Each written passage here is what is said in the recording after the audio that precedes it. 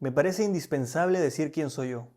La desproporción entre la grandeza de mi tarea y la pequeñez de mis contemporáneos se ha puesto de manifiesto en el hecho de que ni me han oído, ni tampoco me han visto siquiera. Friedrich Nietzsche. Él era un filósofo que se caracterizaba por dos cosas principalmente. Era un megalómano y era muy excéntrico. Estas características se veían como algo negativo en la época, eran incluso signos de locura. Pero ahora vivimos en una sociedad muy diferente que incluso celebra el deseo de ser distinto. Pero no hace falta solo con desearlo, hay que mostrárselo al mundo. Paula Sibila dirá que esto se debe a la llegada de la web 2.0. Se crean los chats, la mensajería instantánea y las computadoras se convierten en una ventana siempre abierta y conectada alrededor de todo el mundo. La información que recibe una persona normal ha cambiado. Antes, con los medios tradicionales, lo que nos enterábamos eran cosas del estilo hubo un terremoto en Chile, el dólar subió, etc. Pero ahora nos enteramos si Julia terminó con Jorge, si Pepe inició una nueva relación o si a Juana no le gustó la última película de Tarantino. Pero no necesariamente tiene que ser sobre ellos, también puede ser sobre ti. Porque lo que ha hecho la web 2.0 es convertirnos en la personalidad del momento.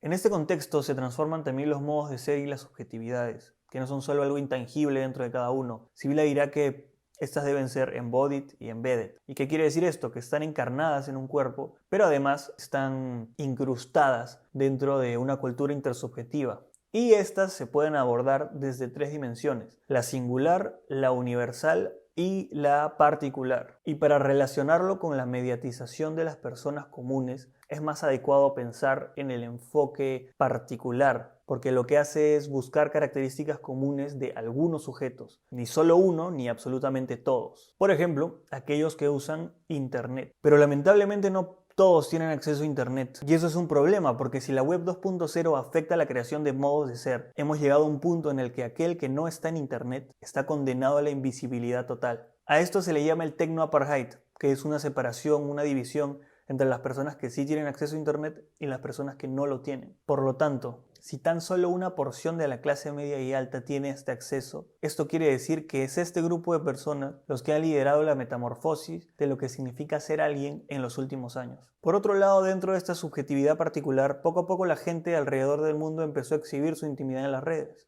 Y como un efecto dominó se ha desencadenado un festival de vidas privadas que están a los ojos de todos. De esta forma, los espacios de la web 2.0 se han convertido en un gran escenario, el más adecuado para montar el show del yo.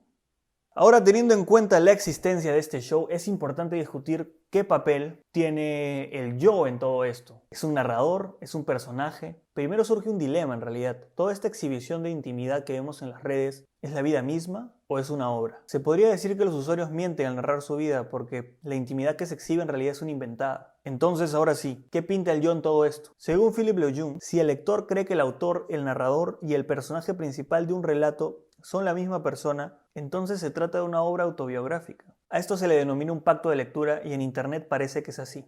Pero no es suficiente con el yo. ¿De qué sirve un relato si no puede ser escuchado? Toda comunicación requiere de la existencia del otro, de lo ajeno, de lo no yo, del mundo, pues existe una naturaleza intersubjetiva. Todo relato se inserta en un denso tejido intertextual entramado con otros textos e impregnado de otras voces. Por lo tanto, si el yo es narrador, pero también cumple el papel de otro, Sibila dirá que la experiencia vital de cada sujeto es una narración que solo puede pensarse y estructurarse como tal cuando el lenguaje la diseca y la modela. Estamos hablando de narraciones biográficas y el interés por ellas ha aumentado mucho. Ahora todos queremos conocer las vidas ajenas y el foco está en la gente común y lo que se consideraba antes privado. Este interés se da además porque las personas simpatizan con el aparente individuo real y único que las presenta. Ese fue el lado subjetivo del asunto, pero por otro lado, el polo objetivo también cambió bastante, específicamente en los textos y las imágenes. Por ejemplo, el lenguaje en Internet. La escritura es muy peculiar. Se da la transcripción fonética, se abrevian muchísimas cosas, se emplean siglas, emojis, supresión de tildes y signos de puntuación. Incluso la ortografía en realidad puede ser tan terrible que alguien que no está acostumbrado a ese ambiente simplemente no entendería nada. Otro aspecto que ha cambiado en los últimos años es el de la entrega total que se solía dar a la escucha, porque el exceso de información que recibimos día a día nos mantiene en un estado constante de tensión y ansiedad. Las viejas artes narrativas, en cambio, exigían un estado de calma. Walter Benjamin dice que cada mañana recibimos noticias de todo el mundo y sin embargo somos pobres en historias sorprendentes. La razón es que los hechos ya nos llegan acompañados de explicaciones. En otras palabras, casi nada de lo que ocurre está al servicio de la narrativa y casi todo está al servicio de la información. La narrativa evita explicaciones y eso hace que el lector pueda tener una gran amplitud de interpretación. La información limita esto. Además, ahora más que nunca también es importante mencionar el tema del aislamiento, pero no por mandato legal, sino un aislamiento motivado por el consumo de historias. Tanto al leer como al ver una película o ver televisión, pero hay una gran diferencia entre ambos procesos. El monólogo interior. La lectura y escritura invitaban a un individuo a estar encerrado en la comodidad de su hogar también, pero allí tú interiorizabas lo que leías y exteriorizabas al escribir. El mundo actual celebra la habilidad para hacer varias cosas a la vez y velozmente.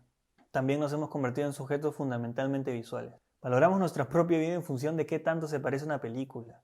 La cotidianidad se ha espectacularizado. Y el problema es que eso nos ha forzado a estilizar nuestras experiencias y nuestras personalidades solo con el fin de salir bien en la foto.